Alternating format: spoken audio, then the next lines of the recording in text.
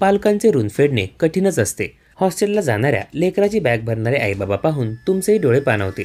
या व्हायरल व्हिडिओमध्ये आईबाबा लेकाची बॅग भरताना दिसत आहे। व्हायरल व्हिडिओच्या सुरुवातीला बेडवर बिस्किटांचे भरपूर पुडे आणि खायचे वेगवेगळे पदार्थ तर घरी बनवलेले पदार्थ बरण्यांमध्ये भरलेले असतात। तर हे पाहून आईबाबांचा लेक व्हिडिओ शूट करण्यास सुरुवात करतो। प्रत्येक पिशवीत वेगवेगळे पदार्थ आई भरत असते आणि बाबा ते बॅगेमध्ये व्यवस्थित ठेवण्यात मदत करत असतात। आई बाबा त्यांचे मुलावर असणारे प्रेम कसे व्यक्त करतात हे या व्हायरल व्हिडिओतून तुम्ही सुद्धा बघू शकता। शिक्षण किंवा नोकरीसाठी अनेक जण घरापासून दूर राहतात। गणपती, दिवाळी, होळी आणि नाताळच्या सुट्टी दरम्यान लेकरं आपल्या घरी काही दिवसांसाठी येतात। मग अशा वेळी सुट्टी संपली आणि पुन्हा ही लेकरं त्यांच्या हॉस्टेलवर जायला निघाली की आई बाबा अशा प्रकारे त्यांच्या आवडीनिवडीच्या वस्तू बॅगमध्ये भरण्यास सुरुवात करतात।